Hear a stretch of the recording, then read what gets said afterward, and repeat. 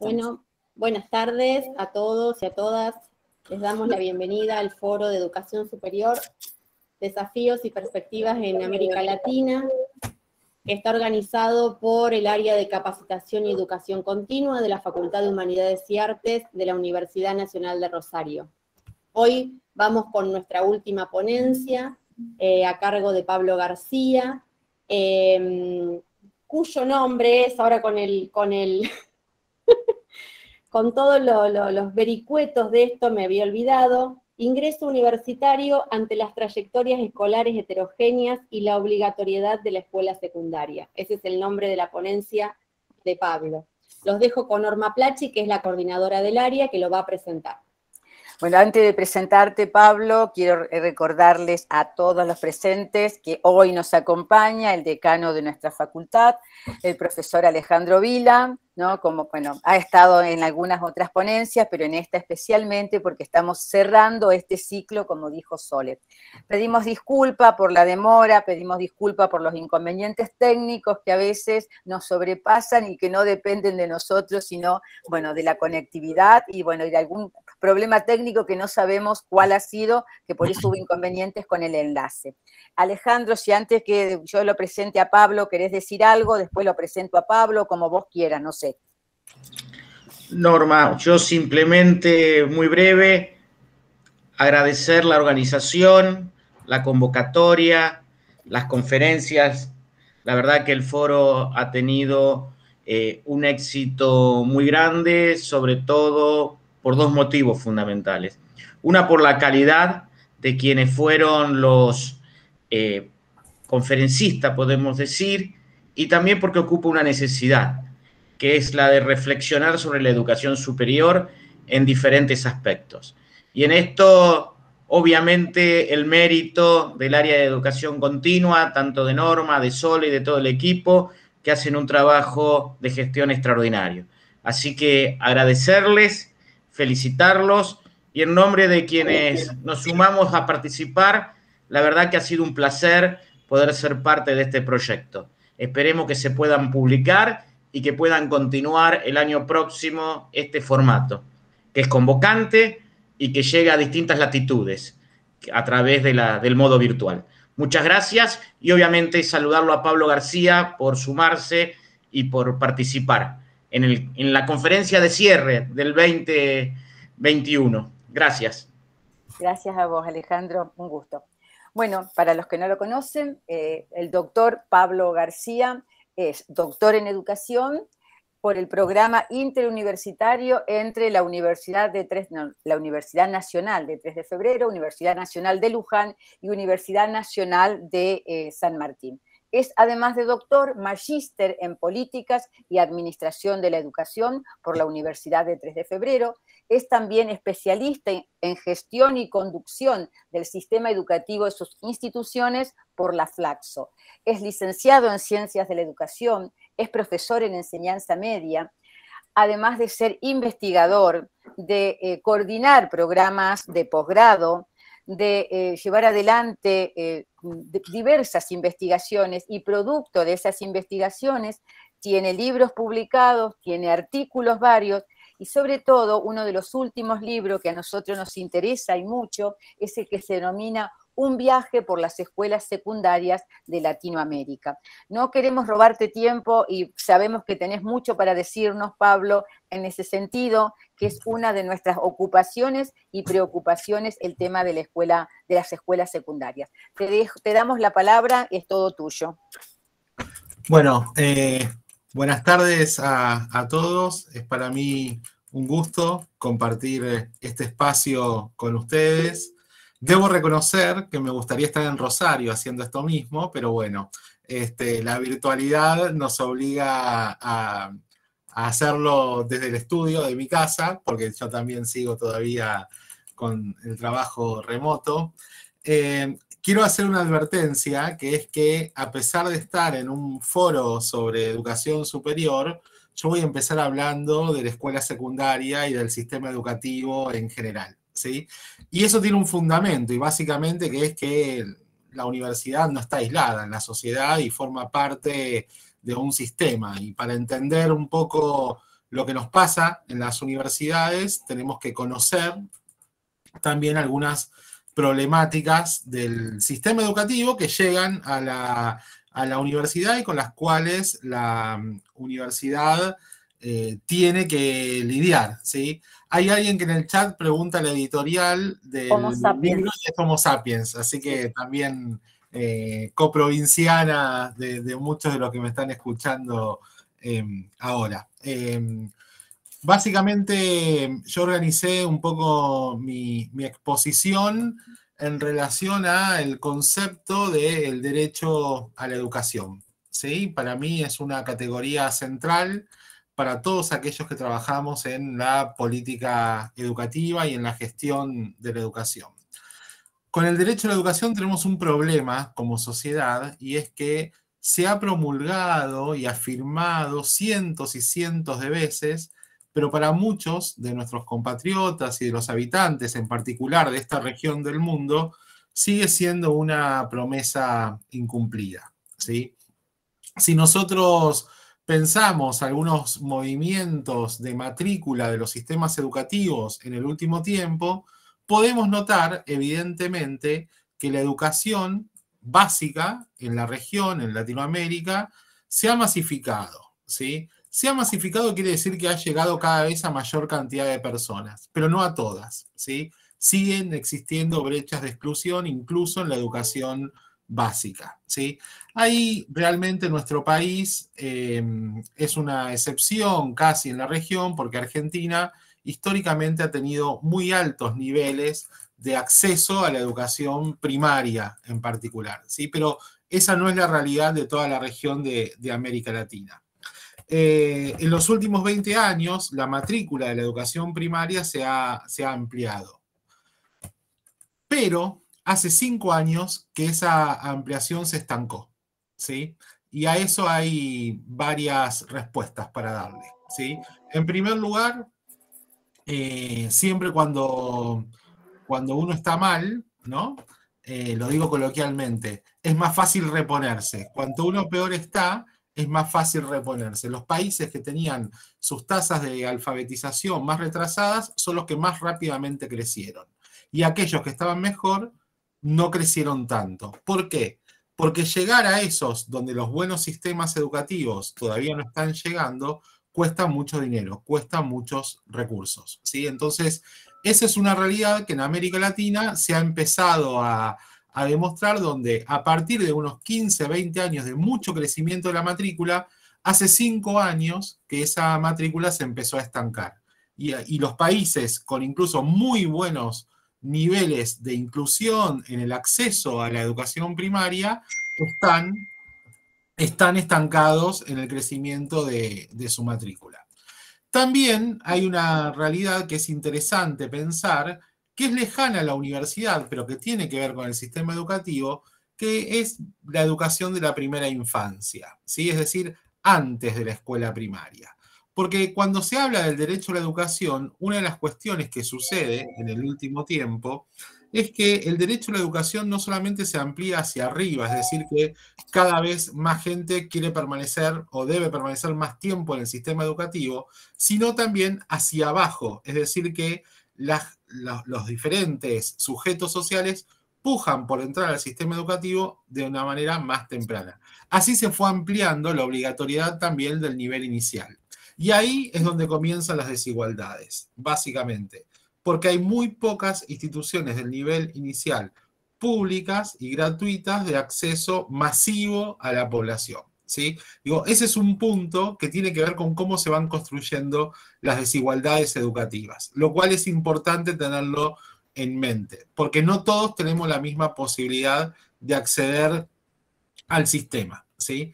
Entonces, ¿qué dije hasta ahora? Que se amplía la educación el acceso al nivel inicial, que sigue siendo insuficiente todavía lo que sucede en términos de cantidad de instituciones. Al nivel inicial le pasa algo que es muy característico de cuando hay una política de ampliación de acceso, que es que le siguen faltando instituciones de nivel inicial, sobre todo al sistema público. ¿sí? Digo, eso es importante porque es la forma quizás más sencilla de ampliar el acceso, construyendo escuelas, construyendo en este caso jardines, instituciones del nivel inicial, que eso todavía es una deuda pendiente y en algunas provincias de nuestro país se nota más que en otras y en la región muchísimo más, porque básicamente nos encontramos con un nivel inicial que sigue siendo para unos pocos que tienen que ver con los sectores urbanos medios que pueden pagar el acceso al nivel inicial privado, que es la mayor parte de las instituciones en nuestra región. Avanzando con eso, también dije que se habría ampliado el acceso a la escuela primaria, ¿sí? Ya en la escuela primaria nos encontramos con una problemática, sobre todo cuando pensamos en los sectores más vulnerables, que es que no todos los que ingresan a la escuela primaria la terminan, ¿sí? Muchos la terminan, la gran mayoría la terminan, el 98% lo termina. Pero ese 2% que sigue sin terminar la escuela primaria son justamente los sectores más vulnerables, ¿sí? Los más pobres, básicamente, de nuestras sociedades. Quienes viven en zonas rurales y también quienes pertenecen a pueblos originarios. Esos son los que todavía siguen en muchas ocasiones quedando fuera y que son lo que nos permite plantear en términos de estadística que no está universalizada la escuela todavía, que está masificada, pero no universalizada, ¿sí? Cuando llegamos a la escuela secundaria, nos encontramos ya con problemas mayores, ¿sí? ¿Por qué? Primero que no todos los estudiantes que terminan la escuela primaria ingresan en tiempo y forma a la escuela secundaria. Hay muchos ya que quedan en ese pasaje de instituciones que se da entre un nivel y otro, ¿sí? Y por otra parte, hay otros tantos que ingresan, pero rápidamente abandonan la escuela, ¿sí? Entonces, cuando pensamos en la escuela secundaria, en la región, podemos decir también que está masificado el acceso, ¿sí? Porque es cierto, el acceso está masificado, pero tiene serios, gravísimos problemas de desgranamiento de la matrícula, ¿sí? Y ahí empiezan a jugar muy fuerte diferentes factores. Factores que tienen que ver con lo extraescolar y factores que tienen que ver con lo intraescolar, ¿sí? Cuando pienso en los factores que tienen que ver con lo extraescolar, estamos hablando básicamente de las desigualdades sociales, ¿sí? Nosotros nos encontramos con sociedades atravesadas por la desigualdad, donde el tiempo que los estudiantes dedican a la escuela empieza a competir para muchos jóvenes con el mundo del trabajo, porque necesitan una rápida inserción en el mundo laboral para complementar los ingresos de su familia, ya sea a través del mercado de trabajo formal, ¿sí? O informal porque es ilegal, pero al fin y al cabo están desempeñando una tarea productiva ya a nivel hogareño o con algún conocido, o también por las tareas de cuidado, que para muchas jóvenes en particular sigue siendo un tema estructural vinculado al abandono escolar. El cuidado de hermanos menores, ¿sí? Y el hacerse cargo de las casas cuando padres, madres o quienes los crían tienen que salir a trabajar, ¿sí? A mayor avance en los años que uno mira de las tasas de escolarización del nivel secundario, uno percibe cómo este desgranamiento de matrícula se hace cada vez más amplio, ¿sí?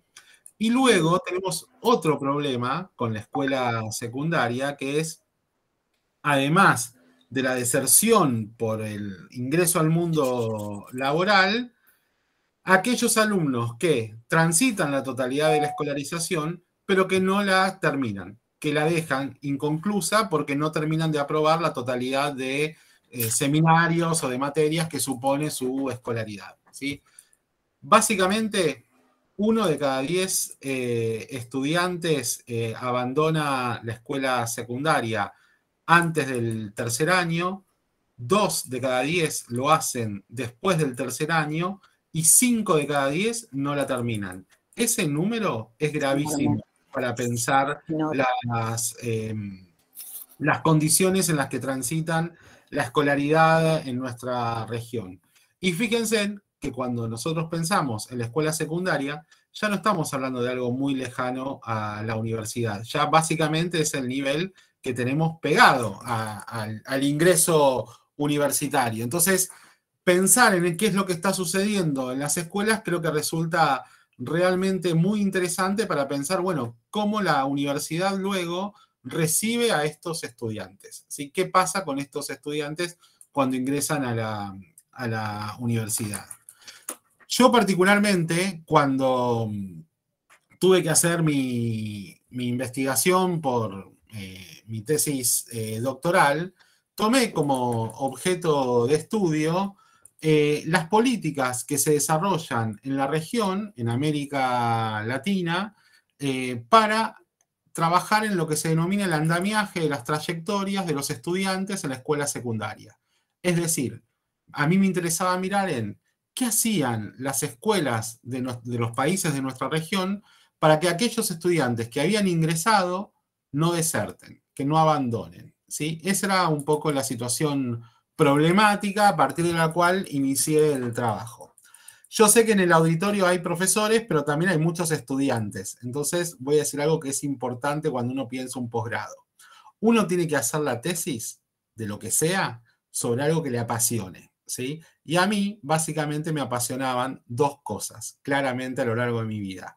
En primer lugar, la escuela. Me encanta. Soy un producto de la educación pública y pasé más días adentro de una escuela que afuera.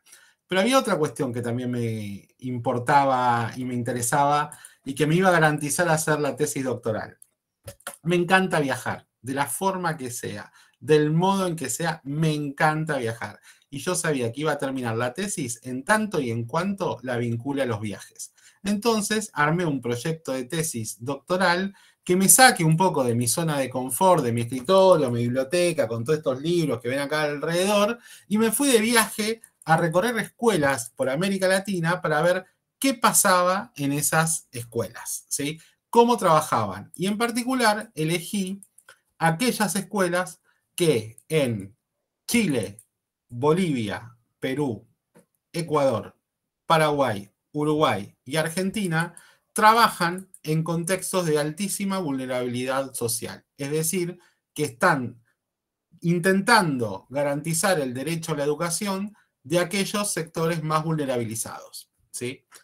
En ese marco hice un largo viaje por escuelas de América Latina de unos más o menos 9 meses de extensión, donde visité unas 55 escuelas, más o menos 5 o 6 escuelas por país, estando en ellas 3 o 4 días, básicamente, teniendo entrevistas con sus equipos directivos, con sus profesores, con algunos a veces con alumnos más informalmente, con miembros de su comunidad, para que me cuenten un poco cómo ellos trabajaban el andamiaje de las trayectorias de sus estudiantes. Es decir, qué hacían para garantizar que aquellos que llegaban a la escuela no se vayan, y no solamente no se vayan, sino que hagan algo más importante todavía, que aprendan, ¿sí? Porque al fin y al cabo uno va a la escuela, entre otras cosas, para aprender, ¿sí?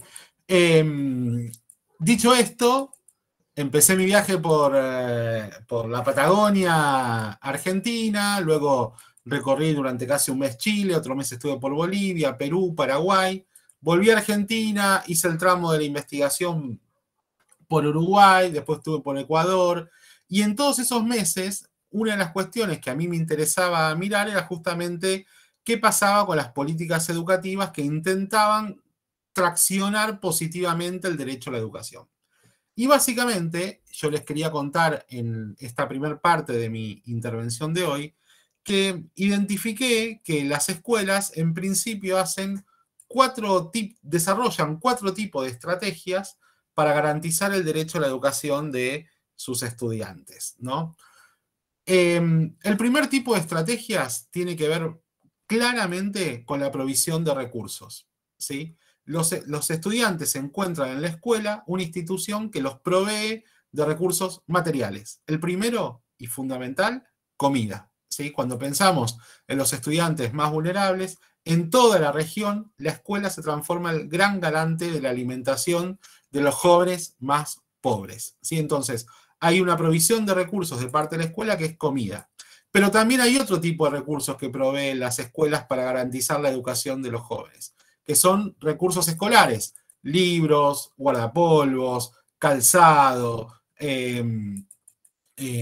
útiles, en diferentes modos. Cuando uno mira los países de la región, va viendo que los diferentes países organizan diferentes sistemas de provisión de recursos, pero en todos los países uno encuentra la provisión de recursos escolares, ¿sí?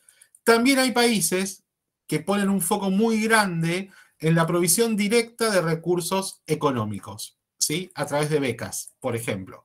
En el caso de nuestro país en particular no es así, porque la gran provisión de recursos económicos se realiza por fuera del sistema escolar y es a través de la asignación universal por hijo en el último tiempo. Si bien la asignación universal por hijo tiene un componente escolar, porque en algún momento del mes los directores de la escuela tienen que firmar que el alumno fulano de tal está escolarizado, se dio tal y cual vacuna y demás, pero funciona por fuera de la escolarización, ¿sí?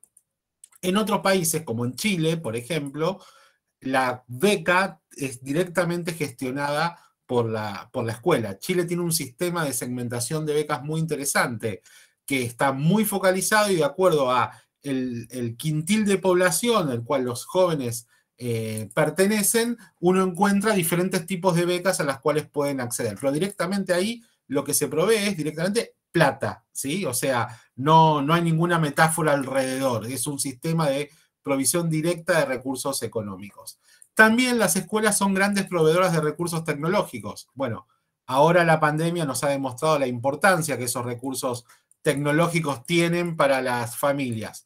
Uruguay fue quizás en la región el país precursor en la provisión de recursos tecnológicos a partir del Plan Ceibal, que básicamente fue el primer gran programa a escala nacional que se desarrolló en la región de proveer una computadora por estudiante, ¿sí? Argentina luego lo copia con Conectar Igualdad y algunos otros países hacen algún intento, pero no mucho más. No está tan generalizado eso como uno piensa que sucede en todos lados, ¿sí? Digo, yo pude identificar, por ejemplo, el caso de Ecuador, que en realidad la computadora se la dan como premio al que termina la escuela, ¿no? O sea, es con otra lógica, no es como un elemento que acompaña la educación, sino que viene, bueno, como premio al que termina la escuela, ¿sí? Digo, ahí funciona como con otro criterio.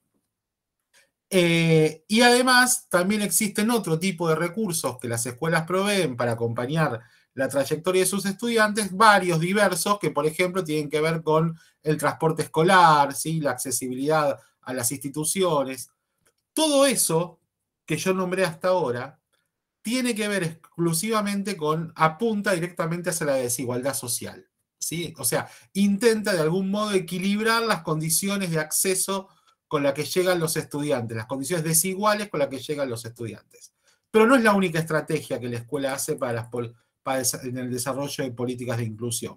Hay otro tipo de estrategias que tiene que ver con lo que se denomina el acompañamiento personalizado de los estudiantes, que eso la escuela secundaria lo ha desarrollado, sobre todo en los últimos años, y la universidad de a poco empieza a hacerlo, cada vez más, pero de a poco empieza a hacerlo, que son las tutorías, ¿sí? Las tutorías aparecen como un espacio crucial en la escuela secundaria, en la región, para conocer la historia de cada estudiante y ver qué es lo que necesita, cómo se lo acompaña, qué está esperando esta persona de la escuela, qué problema tiene. Digo, la tutoría aparece con sus diversas formas, porque la escuela, tutorías se hacen de la forma que ustedes se imaginen en la región, pero es un espacio de escucha y de reconocimiento de la individualidad del estudiante, ¿sí? Y eso es bien interesante porque muchas universidades empiezan a desarrollar sus programas de tutoría con esta misma lógica, intentando a partir de estos espacios de cercanía entre la institución y el estudiante, intentar generar algo en común con ese alumno. Las tutorías en las escuelas se desarrollan de múltiples modos. Hay mejor dicho, hay países donde el tutor es uno de los profesores del curso. Hay otros países donde se contratan profesores extra para que actúen de tutores, porque consideran que en la diversidad hay riqueza también. Hay países donde se trabaja con estudiantes del nivel superior que actúan como tutores de estudiantes de la escuela secundaria, reconociendo que en ellos puede ser interesante también como una práctica para sus carreras sociales en términos generales, y para los estudiantes del nivel secundaria aparecen como un referente que está en el nivel superior y que puede emular y acompañar y demás, ¿sí? Hay otros países que estas tutorías las desarrollan a través de fundaciones, ¿sí? Eso en nuestro país de a poco lo empezamos a ver también. Hay algunos ejemplos de algunas fundaciones que aparecen para acompañar a los estudiantes en alguna temática específica, tema drogas, embarazo adolescente, y ahí se nos cruzan discursos políticos, ideológicos y demás, pero es cierto que en Argentina la tutoría en la escuela secundaria está cada vez más consolidada, ¿sí? Como una función central de la escuela. Esa sería la segunda estrategia de acompañamiento, ¿sí? La tercera estrategia de inclusión que pude identificar en las escuelas que visité tiene que ver con la innovación pedagógica. Básicamente con hacer clases distintas, ¿sí? Porque claramente la problemática del desgranamiento de la matrícula en la escuela secundaria no tiene que ver solamente con problemas sociales, no tiene que ver solamente con la pobreza, no tiene que ver solamente con cuestiones que suceden por fuera de la escuela, sino que tiene que ver con lo que sucede adentro de la escuela. Y desde ese lugar se empiezan a pensar diferentes programas, proyectos y propuestas de política educativa que intentan de algún modo construir otro tipo de clases, distinta a la clase expositiva tradicional, que bueno, de hecho las nuevas tecnologías muchas veces nos llevan a ese formato, ¿no? Porque el Zoom y el tipo de, o el Meet o cualquiera de estas cosas que estamos usando, de algún modo tienen una comunicación radial, ¿no? Generan una persona que habla, el resto escucha, está callado, no está con, bueno, esta cuestión de las cámaras y demás. Y en la escuela secundaria, prepandémica, se empezó a plantear esta necesidad de generar clases distintas, que se trabaje con temas transversales, que se trabaje de manera cooperativa entre los docentes, con parejas pedagógicas, con otros formatos de trabajo vinculado a la gestión de proyectos que integren disciplinas, ¿no? Intentando de algún modo romper eso que es tan característico de la escuela secundaria, que es un profesor, una materia en una hora, amontonado con muchos otros profesores de otras materias en otras horas, ¿no? Esa caja dura del currículum y el horario escolar, ¿sí? Esta cuestión de la innovación pedagógica tiene otro componente que también es interesante plantear, que es la evaluación. Porque una importante estrategia de evaluación, de innovación pedagógica, tiene que ver con el cambio en los formatos de evaluación, la búsqueda de otros formatos de evaluación.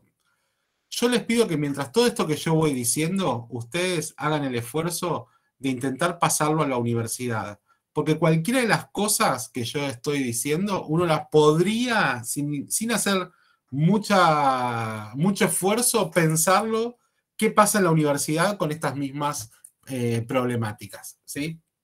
Entonces decía, por un lado, se piensa la innovación pedagógica como hacer clases distintas, innovadoras. En segundo lugar, otros formatos de evaluación. Y en particular, intentando romper algo que es muy típico de la escuela secundaria, que es lo que se denomina el régimen estricto académico. ¿Sí? El régimen académico básicamente es el corset que genera que hay determinada cantidad de evaluaciones que se tienen que dar en determinado momento y que si uno no las dio en ese momento, en ese día, desaprobó. Y si por la acumulación de desaprobaciones, desaprueba el año. Y chau. ¿Sí? Digo, frente a ese formato de escuela secundaria, se intentan en la región buscar otras formas de evaluación. La estrella ahí, si ustedes quieren, el concepto estelar, es la evaluación por proyectos. ¿Sí? Intentando generar formas integradas de evaluar con un rol muchísimo más activo de parte de los estudiantes y un involucramiento en el currículum mucho más alto de parte del estudiante. ¿sí? Entonces, ¿qué dije hasta ahora? Estrategias que tienen que ver con la provisión de recursos, estrategias que tienen que ver con el acompañamiento a los estudiantes y estrategias que tienen que ver con la innovación pedagógica. Hay un cuarto componente que resulta interesante identificar cuando uno mira las estrategias que se generan en las políticas educativas para acompañar las trayectorias de los estudiantes, que es lo que yo denominé la innovación en la gestión, ¿sí?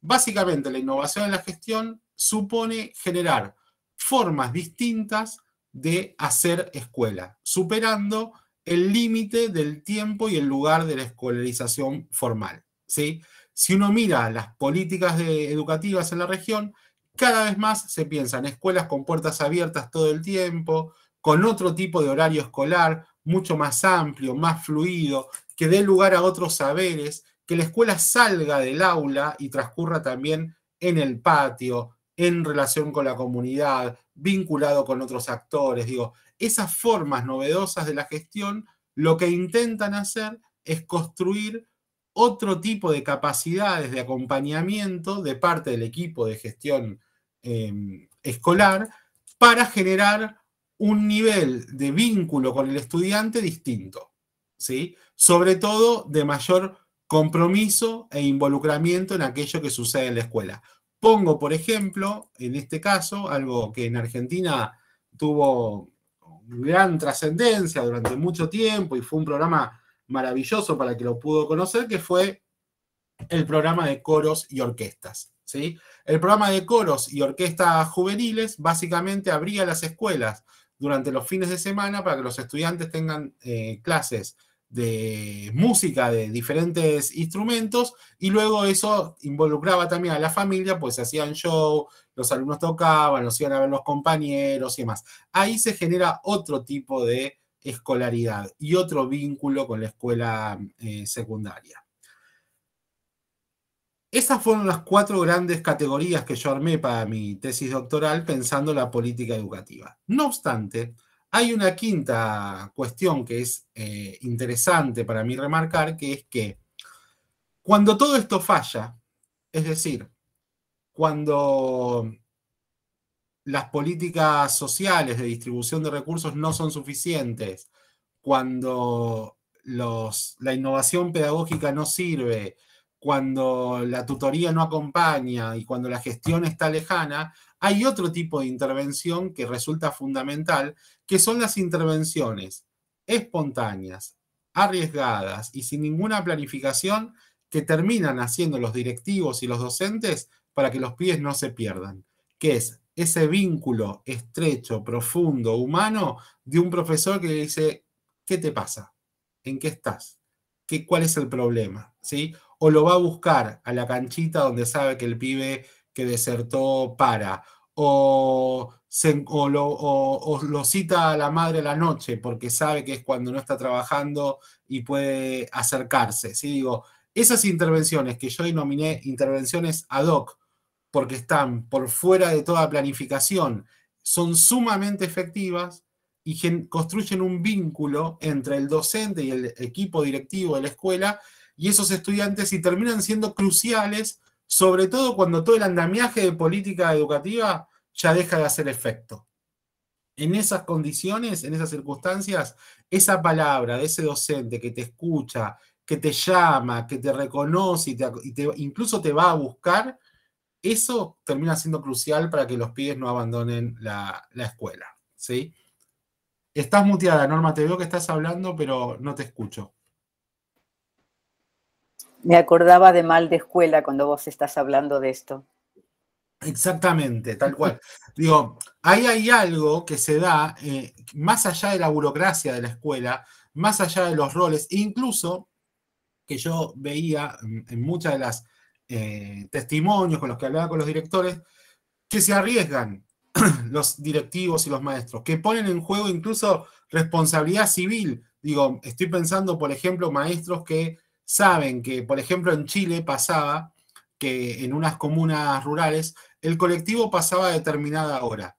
Y si los estudiantes no llegaban a tomar ese colectivo, ya a la escuela llegaban tarde. Entonces, ¿qué hacía una de las directoras? tenía una camioneta e iba subiendo a los estudiantes a su camioneta a medida que los iba cruzando por la ruta. ¿Eso es legal? No. ¿Se pone en riesgo esa directora? Sí. ¿Lo sigue haciendo? Sí, lo sigue haciendo, porque está convencida en su tarea. Digo, y así pasa un montón de veces. Digo, hay un montón de directores que el timbre toca 7:30, pero la puerta de la escuela queda entreabierta, no se cierra del todo, porque para que el que llega tarde pueda entrar, porque saben que hay estudiantes por diferentes motivos que llegan tarde a la escuela, ¿sí? Digo, entonces, esas pequeñas cuestiones que tienen que ver con el equipo de gestión y con decisiones que toma el equipo de gestión escolar, hacen que los pibes no deserten. Digo, a todos los que trabajamos en alguna institución educativa alguna vez, sabemos que en determinado momento del año las faltas, esto no está escrito en ningún lugar, pero las faltas se ponen en lápiz. Porque si las faltas se ponen en tinta, se nos cae la matrícula escolar estrepitosamente. Entonces, la falta se pone en lápiz. Y cuando el chico vuelve a aparecer, uno tiene una charla, habla, le dice, va, y lo mantiene. Porque si lo cumplimos estrictamente, en general, lo que termina sucediendo es que termina siendo una institución excluyente. Porque después no hay argumentos para el sostenimiento de la matrícula. De hecho, por ejemplo, hace muy poco había un programa nacional que tenía que ver, era una política de inclusión educativa, y esto es algo que sucede muchas veces con lo que se denomina las políticas de inclusión, que en nombre de la inclusión se hacen cosas excluyentes. Por ejemplo, tomar asistencia en una escuela con tablet, ¿sí? Para construir a partir de eso un sistema de informatización inmediata de los datos de quién está en el aula y quién no. Bueno, si uno toma asistencia con tablet en una escuela que está en una calle de barro, un día que llovió en un barrio periférico de Rosario, y básicamente no vas a tener a nadie a los 5 minutos que empezó la clase, pues los pibes van llegando como pueden, cuándo pueden salir de sus casas, digo.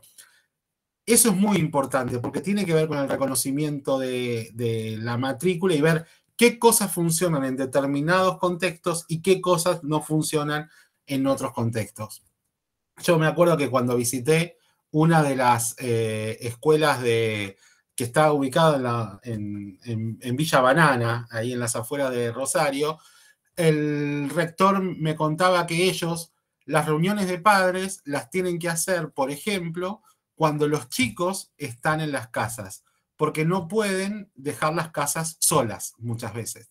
Necesitan que alguien quede siempre en la casa, porque si no, está el riesgo de la usurpación, que les roban y demás. Entonces, mandan a los chicos a la casa y los padres a la escuela, pero cuando los chicos están en la escuela, los padres no pueden estar tan bien en la escuela. Eso tiene que ver con el conocimiento de las problemáticas del lugar y que la gestión escolar se tiene que hacer cargo y generar otras alternativas. Alguien puso algo en el chat que a mí me desapareció, pero ahora lo voy a buscar. Para que te lo leo, Pablo. Sí, las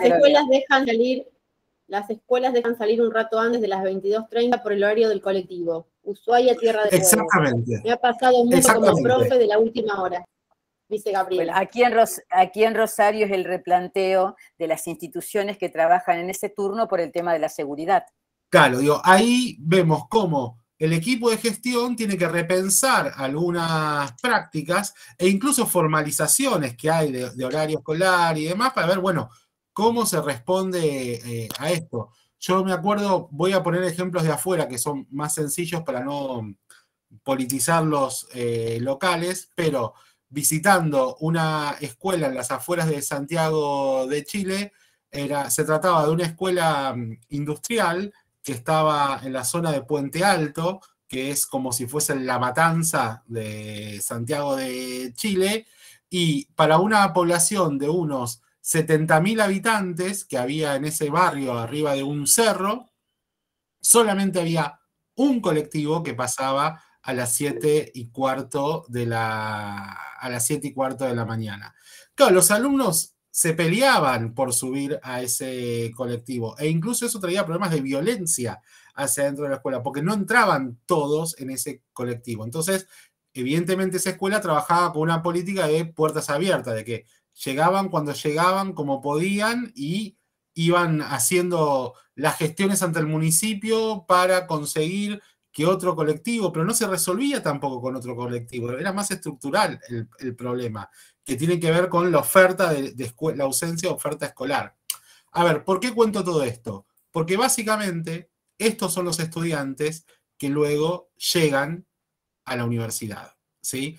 Y es una realidad que nosotros tenemos en nuestra región que a medida que la escuela secundaria se masifica y a partir de la obligatoriedad de la escuela secundaria se instituye y se concreta en el territorio de nuestro país, son cada vez más los estudiantes que finalizan la escuela secundaria y que pujan también por un lugar en la universidad y que tienen derecho a tener ese lugar en la universidad, ¿sí? Digo, lo cual no es menor. Yo, por ejemplo, cuento algo de mi historia personal.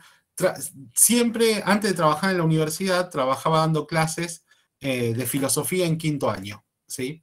Y en quinto año de la escuela secundaria. Y para mí era un lujo, porque ¿quiénes llegaban a las clases de filosofía de quinto año? Los que habían sobrevivido a toda la escuela secundaria, ¿sí? Los que habían superado el mítico y nefasto tercer año, ¿sí? Porque filosofía estaba en quinto, entonces ya se había producido la gran deserción de tercer año, ya había un montón que se habían ido, que la escuela había expulsado, todos los conflictivos ya no me llegaban a quinto año. Pero de repente eso comenzó a cambiar y comenzó a haber otro tipo de perfil de estudiantes que llegaban a quinto año. Y es más, a través de Fines, nosotros garantizamos que un montón de alumnos que habían abandonado la escuela secundaria se titulen varios años después de haber finalizado la escuela, y esos estudiantes son los que luego llegaban, y siguen llegando, mejor dicho, a la universidad. Entonces, de algún modo, yo quise contar todo esto para pensar cómo pensamos la diversidad de estudiantes que hoy recibimos en nuestras universidades y a los cuales tenemos que garantizarle, y sobre todo pensando que estamos hablando desde dos universidades públicas diferentes, ¿no? Pues yo estoy hablando desde, bueno, es mi casa, pero ponele que es la UNTREF, esto, la Universidad Nacional de 3 de Febrero, con la Universidad Nacional de Rosario, ¿sí? Entonces, nuestras universidades tienen la obligación de garantizar el derecho a la educación de estos jóvenes que quieren construir una profesión, ¿sí? Y tenemos que hacernos cargo de la historia de estos jóvenes, que ya no son el estudiante que llegaba antes a la universidad. Porque ahí también hay mucho mito de, bueno, y hay alguien que está en la Universidad Nacional de Tierra del Fuego. Muy bien. Hay un mito de lo que es el estudiante universitario y de las capacidades y competencias que tiene el estudiante universitario.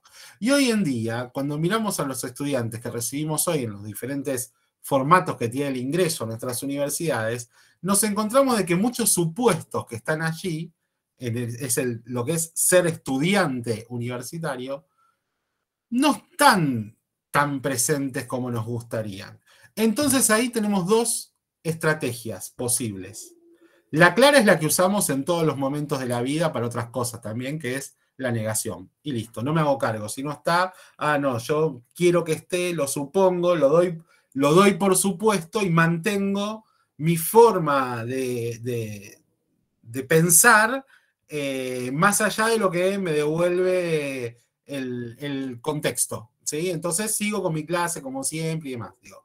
Ahí nos generamos ahí nos genera un gran problema, porque ahí vemos después qué es lo que pasa cuando encontramos ese tipo de docentes en nuestras universidades.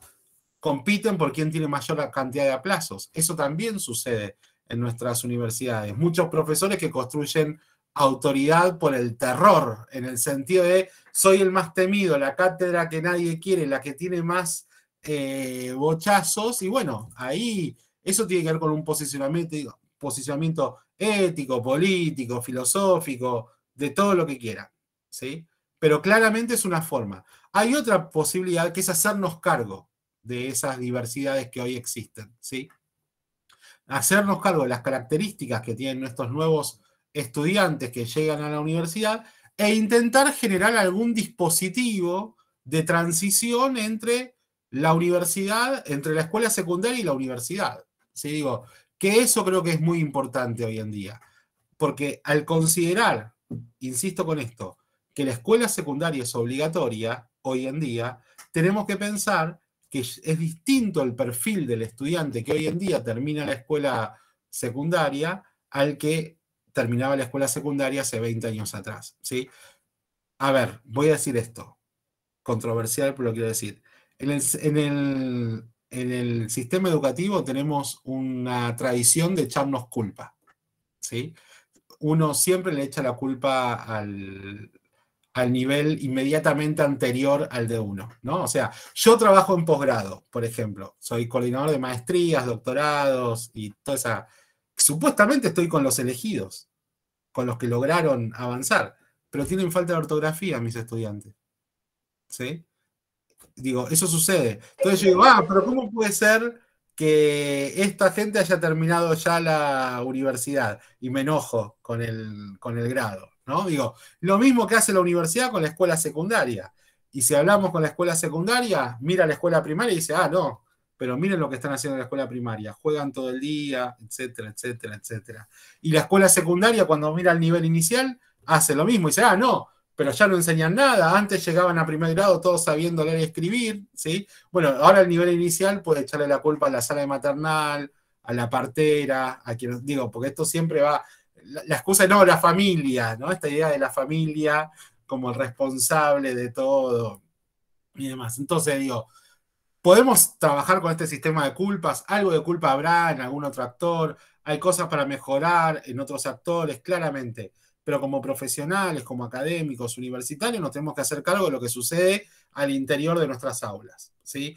Y del mismo modo que yo decía, bueno, las cuestiones de las desigualdades no tienen que ver solamente con lo que sucede afuera de la escuela, tampoco tienen que ver con lo que sucede solamente afuera de la universidad.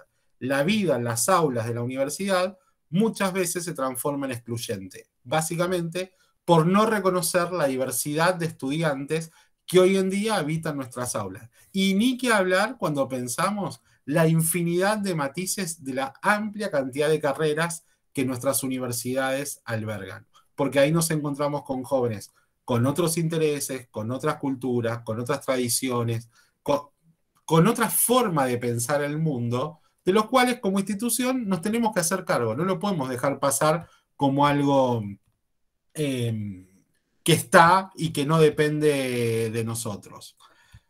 Ahí hay un concepto que para mí me resulta muy interesante para pensar lo que pasa en la universidad, que es este concepto que desarrolló una profe querida, amiga y compañera en UNTREF, que es Ana Escurra, de la inclusión excluyente, ¿sí? Que es la universidad o el ingreso a la universidad como una puerta giratoria, ¿no? Tomando un poco las ideas de Tinto. Cuando decimos, bueno, a ver, hay ingreso irrestricto, todos pueden ingresar, ¿sí? Bien, ¿cuántos permanecen? Pocos, ¿sí? Porque si yo no los acompaño, si no genero estrategias de acompañamiento genuino a esos estudiantes, termina siendo una puerta giratoria. Y la idea del ingreso a la universidad se cae a pedazos, como yo les comencé hablando hace una hora casi, de el derecho a la educación. Termina siendo una promesa incumplida, porque no estoy pensando clases acorde a las necesidades de esta población y a las particularidades de estos estudiantes que nuestras universidades hoy reciben. Eso es complejo, no lo estoy planteando como que es algo que lo podemos resolver fácilmente, sino que nos invita, del mismo modo en que la escuela secundaria en este último tiempo se está replanteando a sí misma, que la universidad también se repiense, ¿sí? Que nuestras docentes en particular nos repensemos y sobre todo que pensemos nuestras prácticas. ¿Cuáles de nuestras prácticas terminan siendo excluyentes? ¿Cuáles de nuestras prácticas pierden sentido en el contexto actual? ¿Sí? Por ejemplo, pensando en lo que sucedió en la pandemia, ¿qué sentido tiene tomar lista? ¿Para qué tomamos lista en una clase por Zoom, donde termina siendo algo simbólico, ¿sí? Que uno esté o no esté en el aula? Digo, que antes también era simbólico, ¿eh? Porque yo podía estar, yo digo siempre que hay alumnos que estaban antes en el aula con la cámara apagada, en el sentido de que estaban sentados físicamente en el aula, pero pensando en cualquier otra cosa, menos en lo que sucede en esa aula. Lo que hace Zoom es mostrárnoslo más directamente, nos lo explicita más, ¿no? O sea, esta cuestión. Digo, ahí me parece que hay prácticas que tenemos que revisar y que tienen que ver un poco con, bueno, ¿quiénes son los que hoy llegan? ¿Sí? El proceso de masificación de la educación superior que se ha consolidado a partir de la construcción, sobre todo de nuevas universidades y también con nuevas carreras dentro de las universidades que ya existían, lo podemos pensar como una tendencia estructural. ¿Sí? La universidad se está masificando y sectores históricamente excluidos de la universidad hoy acceden a la universidad, ingresan, ¿sí? Hijos de trabajadores, con un capital cultural diferente al esperado, que son primera generación de estudiantes de secundaria, porque hoy en día ya ni siquiera es mérito decir, no, los de mi carrera son estudiantes de primera generación de estudiantes universitarios.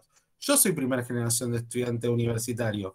Mis alumnos ya son primera generación de estudiantes de secundaria. Nadie de su familia había terminado la secundaria. Y esos son los pibes que hoy llegan a la universidad. Además de los que son primera generación de estudiantes universitarios. Si vamos a las universidades del interior del país, nos encontramos con un montón de padres de nuestros estudiantes que son analfabetos, que siguen siendo analfabetos, ¿sí? Entonces digo, esto nos tiene que interpelar como institución, de que estos que siempre estuvieron excluidos tienen derecho a estar en la universidad. Ahí hay un tema también, cuando pensamos el capital cultural. Perdón que voy a tomar alguna categoría de Bourdieu para hablar de esta cuestión en particular.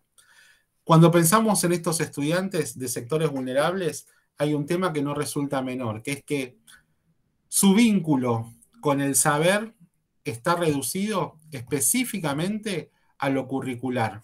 No son estudiantes que tengan acceso a propuestas complementarias, que leen otras cosas, que ven otras cosas, que están rodeados de otro tipo de bibliografía. No, la bibliografía que tienen, que ven, que leen, que resumen y demás, es la que nosotros les damos, ¿sí? Porque justamente lo que muchos de nuestros estudiantes no tienen en sus casas es esto que me rodea a mí. Esto que está rodeándome a mí es el capital cultural, básicamente objetivado en libros, ¿sí? Pero que es fundamental porque tiene que ver con los hábitos que la universidad da por supuesto, que es que cuando no tengo nada que hacer, no solamente agarro el celular y juego, sino también agarro un libro y me lo pongo a leer. Muchos de nuestros estudiantes, el único consumo de saber académico directo que tienen es lo que la universidad les da, ¿sí? Y eso es algo que hay que empezar a ver cómo se complementa, ¿sí? Muchos de nuestros estudiantes, la gran mayoría de nuestros estudiantes, tienen que compatibilizar su vida laboral con estudio y la familia, ¿sí? Eso de la idea de me dedico a estudiar en la universidad donde yo trabajo, en UNTREF, no existe. Nadie se dedica a estudiar. Todos nuestros estudiantes llegan de trabajar, pero llegan de trabajar, no trabajar porque quieren un ratito para pagarse, como decimos acá en Buenos Aires, los vicios. No. Llegan de las fábricas, llegan de largas jornadas de trabajo. Y esos estudiantes que hoy en día buscan construir un futuro mejor con su carrera universitaria son de los cuales nos tenemos que hacer cargo los gestores universitarios. Porque claramente a esos estudiantes, bueno, la distribución del tiempo hay que pensarla de otro modo, ¿sí? Lo que le estamos organizando o suponiendo que van a hacer cuando abandonan el aula, no van a tener todo el tiempo que tenían los estudiantes de antes para trabajar con propuestas pedagógicas, etcétera, etcétera. Van a ir a trabajar, van a criar a sus hijos. Digo, tenemos que pensarlo en la complejidad de la situación de estos jóvenes. Y esto lo podemos pensar también en relación a las culturas institucionales con las cuales la universidad recibe a los estudiantes. La universidad es distinta a la escuela, claramente. Hay diferentes culturas institucionales que las tenemos que enseñar, que no las podemos dar por supuestas, porque muchos jóvenes no tienen la idea de qué es una universidad o qué es ser un estudiante universitario, ¿sí? Y eso también tiene que ser un objeto de enseñanza.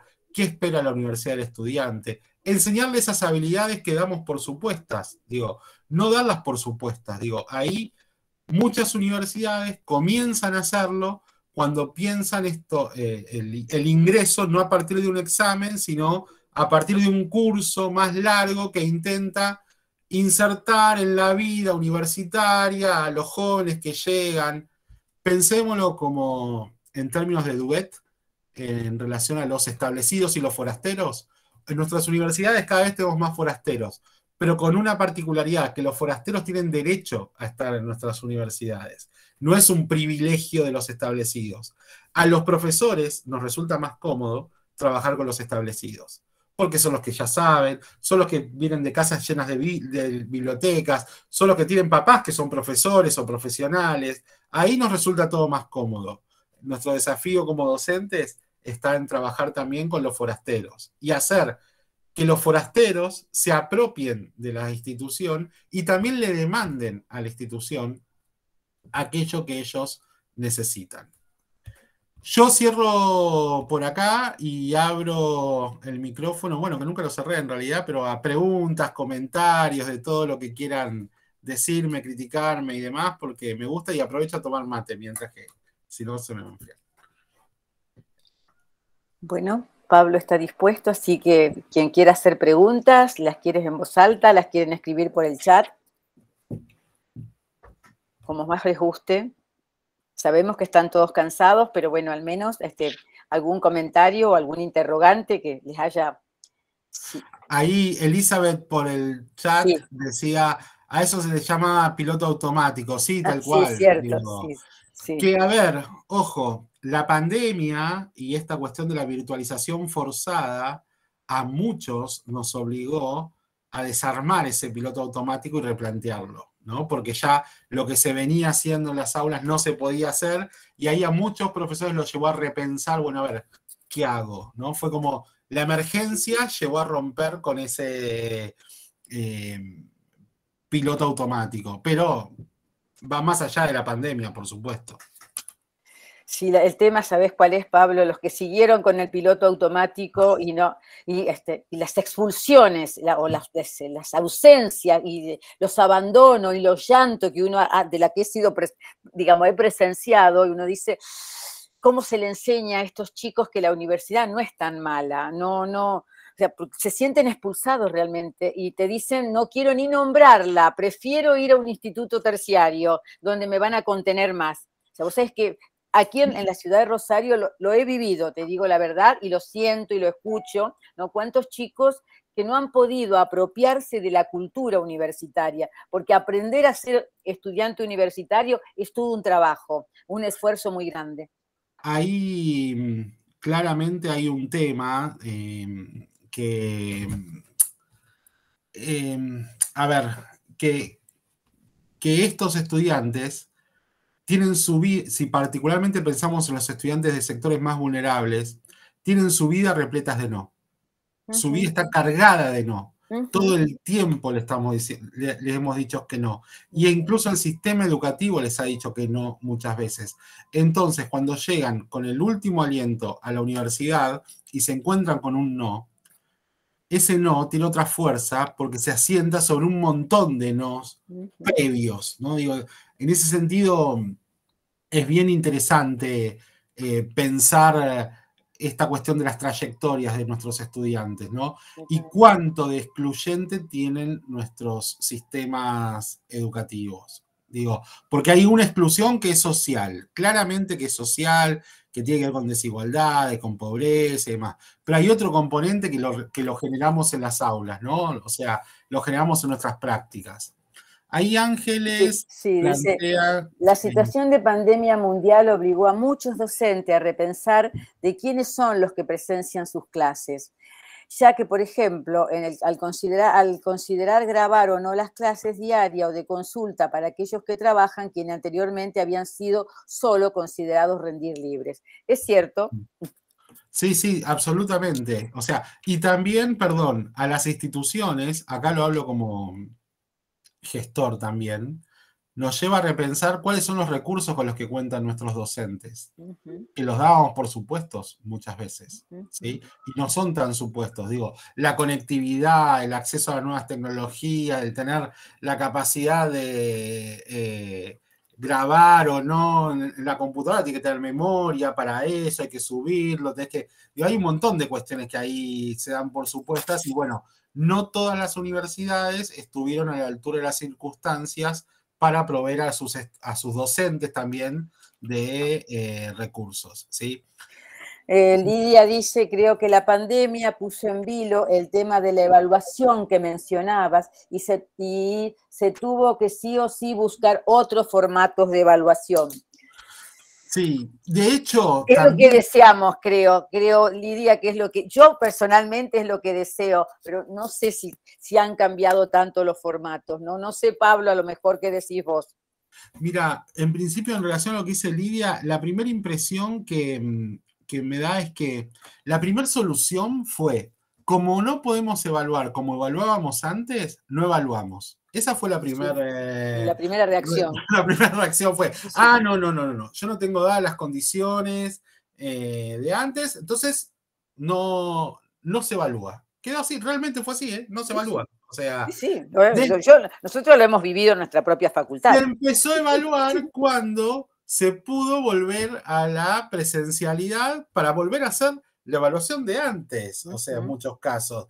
Digo, ahí hay una cuestión que es interesante, que es que había un supuesto, vamos a dejarlo como un supuesto, de que de la pandemia íbamos a salir mejores, ¿no? Más solidarios, innovadores, apropiándonos de la tecnología, etcétera, etcétera, etcétera. Bueno, ese supuesto hay que ver cuánto permanece en nuestras prácticas, ¿sí? Digo, que incluso nos desafía como instituciones. Porque cuando pensamos el año próximo, hubo un momento hace un par de meses, ustedes seguro van a acordarse, que se empezó a hablar de las clases híbridas, ¿no? Muy bien, ¿qué quedó de eso? Nada. Ya pasó, ya todo el mundo se dio cuenta que eso era imposible de sostener porque suponía una erogación de recursos gigantescos que nuestras universidades no los tenían y tampoco los podían gestionar. Quedó como una buena intención donde ya ahora dicen, bueno, no, el apuro ahora es por volver a la presencialidad plena, como antes. O sea, y básicamente le agrego a la idea de presencialidad plena como antes. O sea, todos en el aula, todo el tiempo, a la vez, digo, es el... no sé si ustedes pudieron estar en un aula híbrida alguna vez. Yo tuve hace poquito la experiencia, me invitaron de una universidad privada a dar una charla como esta, y básicamente el aula híbrida tiene una cámara que apunta al profesor, ¿no? De cuerpo completo y el pizarrón completo. Entonces uno puede hablar, moverse por el aula y demás. El profesor tiene un micrófono tipo corbatero y además hay un micrófono en el aula que es de sonido ambiente, ¿no? Hay un proyector que apunta hacia adelante con el PowerPoint que está utilizando el profesor y otro proyector que apunta hacia atrás que le muestra al profesor lo que está sucediendo en Zoom en ese momento. Y a la vez, ese Zoom está conectado a los parlantes del aula para que los alumnos que están en Zoom puedan participar, hacer preguntas y escuchar lo que sucede en el aula. No sé de acá quiénes son, todos los que sean profesores, ¿se imaginan dando clase con toda esa tecnología alrededor? Yo no podía, era como estar en un estudio de tele, eso, básicamente. O sea, porque tenés que mirar a qué cámara le estás hablando, si a tu cámara, a la cámara que te está enfocando a vos, a la cámara de la computadora, qué es lo que sucede en Zoom, el micrófono, quién habilita el micrófono, cómo, digo, es otro tipo de educación. Estás actuando. Estás actuando, tal cual. O sea, yo además, bueno, ahí básicamente había una persona que se encargaba de manejar todo ese aparato tecnológico. Yo pensaba en mi universidad.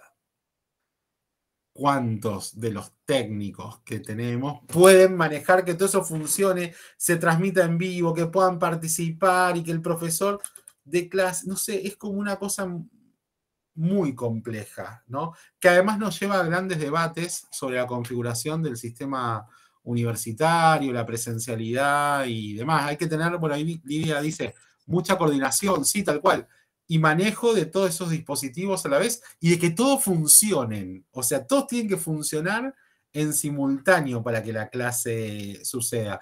Ángeles dice que en la Universidad de Calabria pasa lo de las aulas híbridas. Está buenísimo para quienes viven en otras ciudades o de intercambio. Sí, absolutamente, tal cual, Ángeles. Sin dudas que nosotros, por ejemplo, en la universidad donde yo trabajo, en UNTREF, teníamos alumnos de nuestro doctorado que viven en otros países y que con esto de las clases virtuales se ahorraron, no quiero pensar en miles de dólares, pero varios miles de dólares, porque tenían que haber estado varios meses en Buenos Aires, idas y vueltas en avión a sus países de origen, digo, las licencias que eso suponía en sus trabajos, o incluso alumnos del interior que hicieron el doctorado con nosotros, que no lo pudiesen haber cursado sin pedir licencias, acá lo hicieron en simultáneo, digo, digamos que también la virtualidad abre otro juego entre las universidades, ¿no? De competencia de matrícula, de distribución de la matrícula. Eso va a ser un debate bien interesante de cómo se genera esa repartija de alumnos si damos todos clases virtuales. Pero bueno, creo que es lo que viene también, ¿no? Digo, son debates que antes de que comience esta reunión, lo hablábamos con Norma, decíamos, bueno, muchos estudiantes plantean que quedarnos en la virtualidad, ¿sí? Y yo le decía a Norma, digo, está genial, sí, yo estoy re cómodo dando clases virtuales, esta charla me encanta, pero hay algún momento que la CONIAU va a decir, chicos, la es presencial. Acá estoy yo poniendo el límite. Claro, y sí, porque nosotros no preparamos carreras virtuales. Ahí Gabriela dice, yo estoy cursando en la Universidad de Lomas de Zamora virtualmente, mientras doy clase en la Universidad Nacional de Tierra del Fuego. Sí, tal cual. Digo, claro. Eso nos pasa a todos. Digo, yo esta semana, si lo tendría que medir en kilómetros, los lugares donde estuve, es fabuloso. Porque estuve en una defensa de tesis en Mendoza, después en una defensa de tesis en la Universidad Internacional de Florida en Estados Unidos, di una clase en la Universidad en Aguascalientes de México, ahora estoy acá, di clases en mi universidad, digo, genera como otro tipo de vínculo que está buenísimo y que hay que saberlo usar también, digo, porque, por ejemplo, hoy recibí un mail de una alumna que me invita a dar una charla para ella es inspectora acá en la ciudad de Buenos Aires de escuelas y me invita a dar una charla para profes y directivos de su distrito, ¿no?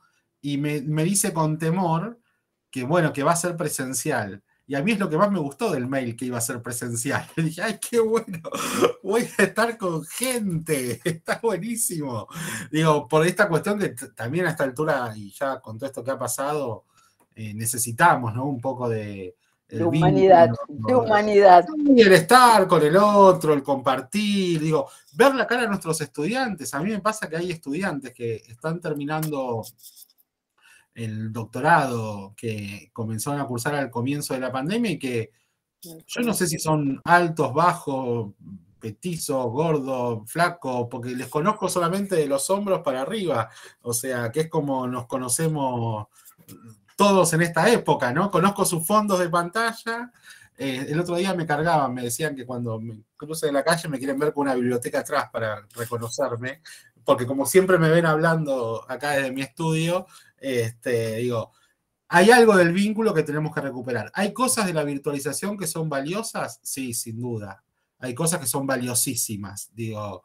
Pero yo creo también que, además, bueno, como cientista social, hay algo del vínculo que está buenísimo cuando se genera en la vida real, presencial, digamos, ¿no? En el cuerpo a cuerpo.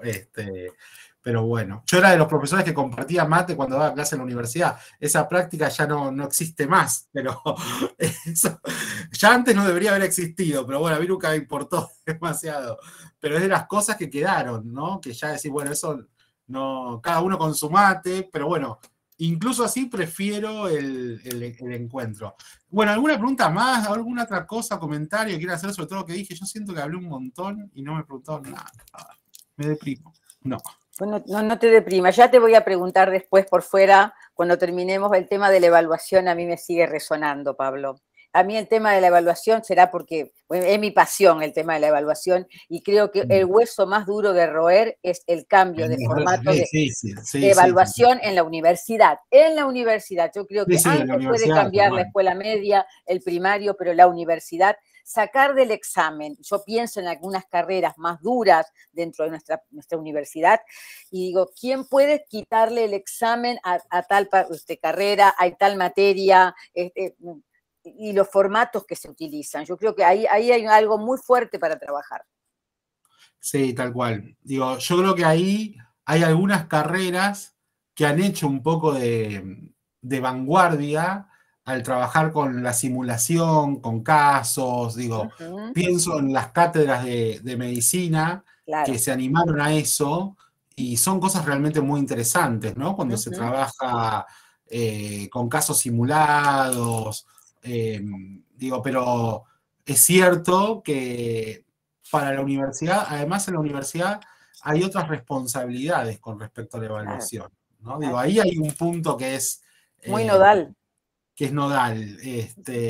Cómo se acreditan los aprendizajes, porque al fin y al cabo es eso, o sea, más que evaluar, lo que tenemos que pensar es cómo se acreditan los aprendizajes, ¿no? Uno tiene que tomar, o sea, o dar cuenta, bueno, a ver, ¿cómo doy cuenta de que este alumno construyó los aprendizajes esperados para este espacio curricular que tengo? Digo, creo que ahí hay un punto que, a ver, que tiene su complejidad y también hay una cuestión que no es menor, que es la masividad, porque digo, la evaluación podría ser distinta o uno se podría animar a otros formatos de evaluación con determinado número de alumnos. Ahora, cuando los números de alumnos empiezan a escalar, ahí ya comienza a ser distinto, ¿no? Digo, por eso ahí hay una cuestión de recursos también que hay que pensar. Yo me dedico a la política educativa, a la gestión de la educación, entonces digo, no puedo dejar de pensar la dimensión amplia de esto, diciendo, bueno, a ver, incluso lo pienso yo mismo en mis propias prácticas. Yo tengo cursos que tienen en las maestrías, doctorados, que tienen 30 y pico de alumnos, ¿no? Cada vez que voy a dar clase a una universidad privada, me encuentro con doctorados que tienen 8 alumnos. Claro. Yo diría, podría hacer otras cosas si solamente tuviese 8 alumnos. Claramente, otro tipo de acompañamiento, otro tipo de formato de seguimiento como docente. Pero tengo 30 y pico. ¿Cómo mirás 30 y pico de proyectos de tesis? Y estoy hablando del posgrado, ni siquiera del grado. Imagínate el grado, sí. Cuando tenés aulas de 200. Cuando tenés aulas de 200. Digo, pues esa dimensión... Claro, más recursos humanos, ¿no? Claro, digo, más no hay inversión ahí.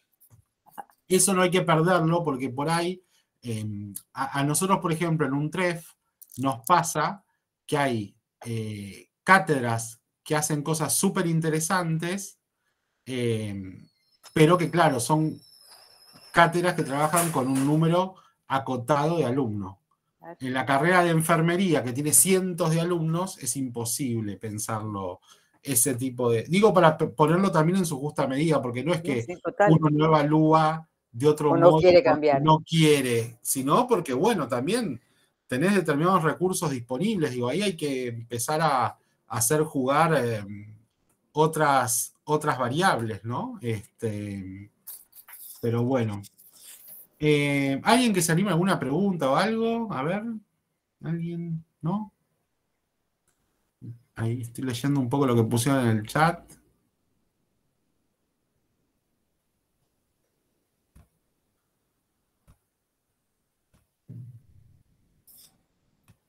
yo me callo, pues yo puedo seguir hablando. Vieron que los que somos de sociales tenemos... Bueno, si no hay más preguntas, si nadie se anima, los vamos desobligando, si nadie más quiere animarse con algún interrogante, con alguna pregunta. Espero que les haya servido, que los haya, bueno, nada, entusiasmado un poco para pensar estos temas, que es al fin y al cabo lo que uno intenta con este tipo de espacios, ¿no? Abrir preguntas más que dar respuestas. Así que, bueno, de mi parte, un gusto haber participado de este encuentro y, bueno, quedo a su disposición. Gracias, Pablo. Les recordamos que vamos a subir la grabación de la ponencia de Pablo al canal de YouTube de la facultad para los que quieran volver a verla o para que avisen a los colegas para que puedan verla. Bueno, gente, muchísimas gracias. Buenas noches a todas y a todos. Bueno, nos encontraremos el próximo año en algún nuevo foro, alguna nueva convocatoria que ya vamos a ir preparando. Muchas gracias, Pablo. Un placer realmente escucharte. Muchas gracias Norma, gracias Sole y bueno, a todos los que estuvieron por aquí. Un gusto. Nos vemos. Nos encontramos. Chau a todos. Chau, gente. Hasta luego. Gracias.